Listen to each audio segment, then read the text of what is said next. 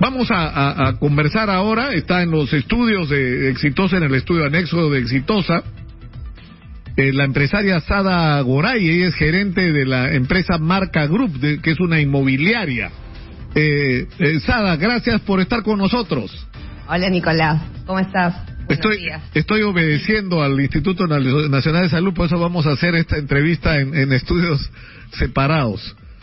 Porque yo creo que hay que predicar con el ejemplo, insisto, ¿no? O sea, si nosotros, que la gente nos ve y nos sigue, no hacemos lo correcto, o sea, no podemos pedir a la gente que lo haga. Ahora, Sada, ¿por qué te hemos invitado? Ayer ha estado con nosotros Raúl, el ingeniero Raúl Delgado Sayán. Estamos haciendo una campaña todas las semanas con respecto a lo que implicaría un terremoto de alta intensidad que está claro que va a ocurrir, no sabemos cuándo. Y eso nos ha permitido poner sobre la mesa diversos problemas con la infraestructura en el Perú.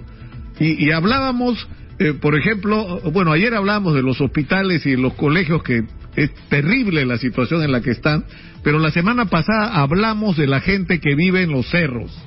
Y nosotros, es decir, los cerros se le van a venir encima a la gente, las casas mal construidas van a matar decenas de miles de peruanos, ¿no es cierto? Pero junto con eso hemos tenido hace algunas semanas invasiones, ¿no es cierto? O sea, tenemos la información que salió en la campaña electoral, porque siempre en la campaña electoral sale información y no se sacan conclusiones. Es decir, 1.800.000 personas o viviendas que faltan en el Perú. Entonces yo te hago la pregunta, Sada, ¿qué hay que hacer para enfrentar esta situación? Porque desde donde la mires, desde el derecho a la gente a una vivienda digna hasta un problema elemental de seguridad frente a la eventualidad de un terremoto, necesitamos que la gente viva en otras condiciones. Así es. De acuerdo contigo, Nicolás. Mira, nosotros tenemos proyectos a nivel nacional, como creo que ya varias veces lo hemos dicho en tu programa, pero sobre todo creo que la gente necesita entender, las familias peruanas necesitan entender que no hay necesidad de vivir de esta manera, porque el mismo Estado ha creado programas sociales donde la gente puede vivir bien, puede vivir en una vivienda salubre, donde tenga agua, luz, desagüe, pistas y veredas, y realmente el acceso de lo que ellos tienen que pagar por la vivienda es muy económico, ¿no? Estamos hablando, por ejemplo, de un proyecto de Chiclayo que la familia paga 200 soles mensuales por su casa. Lo que yo creo que adicionalmente al tema de como dices, el hacinamiento, en el tema de las invasiones, de que la gente viva en los cerros, es que hay una falta de comunicación, o que la gente entienda lo sencillo y lo fácil que es acceder a una vivienda que le dé las condiciones para vivir bien. Es un tema de que creo que hay que conversar con las comunidades. Por ejemplo, yo te doy un ejemplo que pasó hace poco con la invasión de Loma de Corvina. Nosotros hemos ido a conversar, nos hemos acercado a esta gente, a estas personas, a estas familias, y les hemos hecho entender que vivir, por ejemplo, en el proyecto de San Bartolo es lo mismo que de repente le estaban pagando a la gente que trafica con las tierras. En San Bartolo tenemos un proyecto de 6.000 viviendas que les vamos a dar agua, luz, desagüe, pistas, veredas, equipamientos, clínicas. Estamos proponiendo un policlínico, estamos proponiendo colegios. Y la gente, ¿sabes cuánto, Nicolás, paga por su casa? Paga 500 soles mensuales por su casa. Que es lo mismo que en un estudio de mercado que hemos hecho les cuesta pagar por un alquiler de un cuarto con un baño.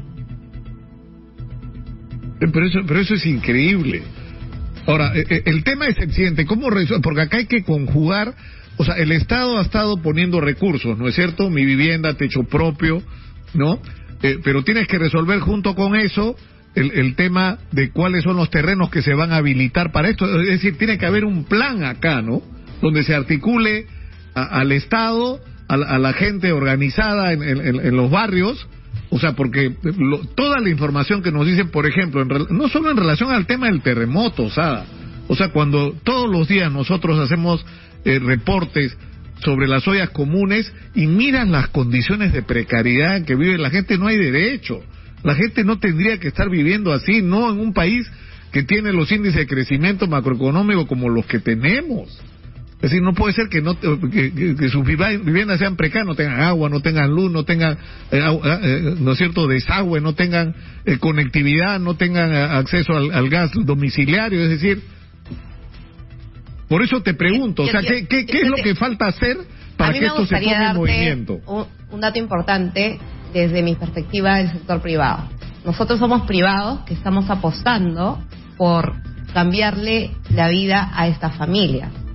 Pero claro, para tú poder hacer proyectos de vivienda social, tienes algunas trabas que tienes que pasar. Por ejemplo, una vivienda, un valor por metro cuadrado de un terreno que no pase los 10 o 15 dólares metros cuadrados, por ejemplo. Entonces, claro, tú te pones a pensar y dices cuántos promotores quieren entrar a este negocio, ¿no? Entonces, una vez que has encontrado un suelo que está bien ubicado, como el de San Bartolo, en San Bartolo tenemos 6.000 viviendas a la venta, dices, bueno, ahora tengo que articular con Sedapal y con la Municipalidad de San Bartolo a ver si me van a prestar todas las condiciones necesarias para desarrollar este proyecto. Entonces, en este caso, la Municipalidad de San Bartolo se compra el problema junto con el privado y dice, vamos a desarrollar juntos para darles una mejor población a la gente que vive acá. Y es un claro ejemplo con San Bartolo. Tenemos reuniones constantes y semanales con ellos para decir, bueno, necesitamos agua, necesitamos desagüe, ya conseguimos la solución y ahora sí vamos a dotar de 6.000 viviendas para estas personas. Ahora, ¿qué pasa, Nicolás? Que si articularíamos mejor todavía, te estoy contando, nosotros como Marca Group tenemos 6.000 viviendas para dar en San Bartolo. Lo único que necesitaríamos es articular bien con el Ministerio de Vivienda y con el Fondo de Vivienda y rápidamente proceder a entregar estas viviendas que están listas, ¿no? Y es cerquísima. La gente, lo que yo creo que hay que darles accesibilidad. Para hacer una vivienda social, por la explicación que te daba, que el valor por metro cuadrado del terreno tiene que ser muy bajo, tendrías que hacer una vivienda social que alejes más a la población. Nosotros tratamos de buscar lo mejor posible, lo más cerca, donde tengas transporte público, donde al frente tienes la municipalidad, tienes un banco, un supermercado, y eso le mejora la calidad de vida a la gente. Entonces la gente quiere vivir más cerquita, más pegada a la ciudad, pero no necesariamente tiene que ser en los cerros. Pueden ser en estos tipos de proyectos que están muy cerca de la ciudad, que están en la zona expansiva urbana. ¿Y cómo resuelves el problema? Porque acá hay varios temas, ¿no? Uno es el de los terrenos. O sea, me contaba una persona amiga que hizo un estudio que, por ejemplo, fuera de Lima, ¿no? Hay lugares como Iquitos o Trujillo o Chiclayo, donde las Fuerzas Armadas son propietarias de enormes cantidades de terrenos con las que no pueden hacer nada, porque legalmente no se puede hacer nada, ¿no es cierto? Entonces, no tiene lógica, tienes terrenos inmensos que no usas para nada cuando podría hacer los espacios, por ejemplo, para el desarrollo de proyectos de vivienda de interés social, como se le dice. Exitosa. Sí, o sea, el tema está de que todo conlleva una especie de tiempo, ¿no? Y van pasando los años y digamos, creo que el privado es el que podría articular mucho más rápido con el Estado y conjuntamente ayudar y sacar estas ciudades satélites que estamos proponiendo nosotros. Nosotros proponemos ciudades satélites, ¿por qué? Porque en una ciudad satélite, por ejemplo, tenemos un proyecto de 100 hectáreas, yo tengo que dejar un aporte de 10 hectáreas. Entonces, si tú entregas a las familias un proyecto bien desarrollado, sobre 100 hectáreas, estoy diciendo, mira, Nicolás, nosotros vamos a dejar un aporte de 10 hectáreas. Y en estas 10 hectáreas lo que hacemos son grandes parques, hacemos un colegio de 2 hectáreas, dejamos espacio para un policlínico y un caso viviente también permites a la familia de que esté más segura. Mira, yo te voy a contar un caso que tenemos en Virú. Tenemos un proyecto de 2.500 viviendas, de las cuales hemos entregado 1.500 viviendas ya. Y está en toda la Panamericana, pegada a todas las agroindustrias de La Libertad. Yo soy trujillana, y feliz de ver cómo ha cambiado. Yo los primeros tiempos que iba encontraba niños caminando por la Panamericana porque los papás tenían que ir a trabajar y tenían que quedarse solos. Y me parecía lo más complejo porque decías, uy, acá pasa un camión y el niño sale corriendo y probablemente se muere. Entonces, ¿qué hay que hacer acá? Hay que hacer ciudades satélites cerradas. Entonces Virú funciona como un condominio, o sea, tiene su pórtico de ingreso, tiene su vigilante, entonces la familia se va a trabajar, deja a los niños ahí y ni un niño hasta el día de hoy se pierde, porque tienen seguridad. Claro, es un espacio seguro. Entonces, esta gente ya se acostumbró a vivir así, entonces dicen, nos vamos a sacar acá, nos vamos a organizar, vamos a pagar 2 soles de mensuales para poder cubrir el vigilante, pero se puede, porque es una ciudad satélite.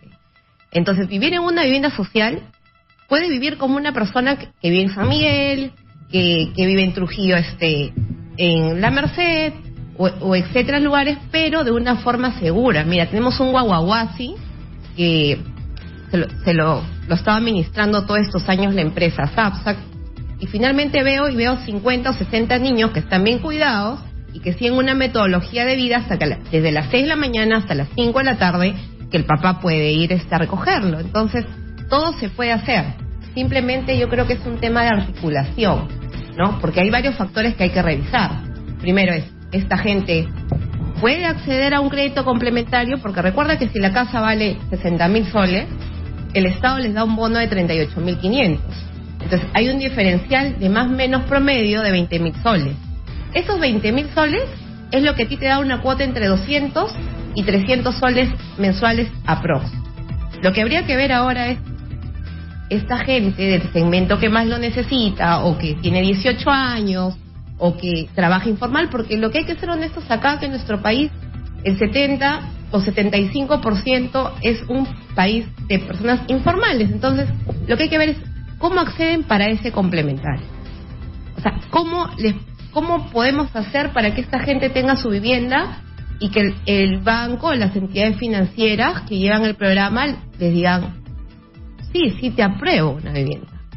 Entonces, es ahí cuando tenemos una iniciativa que está dentro del reglamento, el Fondo Mi Vivienda, donde te dice, tu promotor le puedes prestar a tu cliente.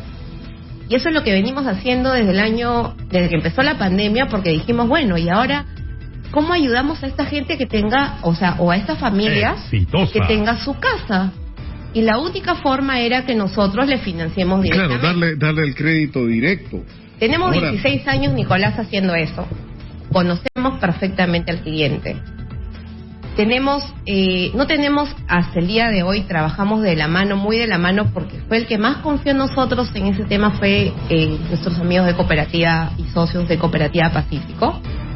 Y lo que hemos visto en el desarrollo de este tiempo es que la gente lo último que deja de hacer, o las familias dejan de hacer, es pagar su casa. Y yo te digo algo, Nicolás, que yo lo he visto en la pandemia y de lo cual me siento súper orgullosa, es que esta gente nunca dejó de pagar su vivienda en la pandemia. No podía salir, cocinaban en su casa, vendían menús, hacían su rifa o hacían sus panderos, o vendían mascarillas, o como comunidad los insertamos nuevamente. Mira, agarramos la comunidad de Virú y les dijimos, ayúdenos a vender, y por cada casa que nos ayuden a vender de sus referidos, nosotros le vamos a pagar la cuota. ¿Podemos o no podemos, dime Nicolás, hacer algo conjunto con estas comunidades? Pero cuando generas comunidad. Claro, tienes que generar comunidad. Vamos a dejarlo por hoy ahí, pero yo hago el compromiso no solo con ustedes, porque yo siento que ustedes están mostrando lo que se puede hacer. Yo creo que debemos todos asumir un compromiso para cerca a estas alturas de 2 millones de familias peruanas que no están viviendo en condiciones mínimas de dignidad. Y es un esfuerzo en el que tenemos que estar todos involucrados. Y vamos a hacer una campaña por eso, Sada. Estamos comprometidos en este pleito. Muchas gracias por estar con nosotros. Gracias. Y te vamos a ver a menudo por acá, te lo aseguro. Te vamos a convocar de vez en cuando. Cuando quieras. Muchas gracias. A todas las familias. Sada Goray ha estado con nosotros, ustedes la han escuchado. Son las 10:29 de la mañana. Nos vamos a la pausa, volvemos con más. Las 10:33 de la mañana. Ustedes han escuchado hace unos minutos las cosas que ha dicho Sara Goray sobre lo que se puede hacer en el Perú. Es decir, para cambiarle la vida a la gente. O sea, de eso es lo que se trata. Cuando estamos hablando de que hay que cambiar las cosas en el Perú, no es solamente digamos, un reclamo indignado que se exprese electoralmente, no es una posibilidad real. Si se hacen las cosas que se tienen que hacer. Y por ejemplo, este tema de la construcción masiva de viviendas de interés social, no solamente te resuelve el problema social y la deuda moral que se tiene con gente que está viviendo en condiciones que no merece vivir, y produciría un cambio significativo porque tendrían acceso a viviendas dignas con agua, desagüe, electricidad, acceso al gas domiciliario, con conectividad para internet, que es algo de lo que no hemos hablado, que es más fácil de manejar en ciudades satélites como esta que propone Sada Goray, sino que además la construcción de estas ciudades satélites va a generar una cantidad de empleo brutal. Vamos a tener a muchísima gente trabajando en hacer estas obras y vamos a activar toda la cadena de la industria de la construcción. Eso es parte de la reactivación económica. Es decir, reactivamos la economía y resolvemos una de las deudas pendientes que la sociedad peruana tiene con sus ciudadanos y sobre todo con los más pobres. Pero en fin, vamos a seguir con este tema, no solamente quejándonos de lo mal que están las cosas, sino tratando de ayudar a encontrar respuestas. Y para esto, y en otro aspecto, estamos con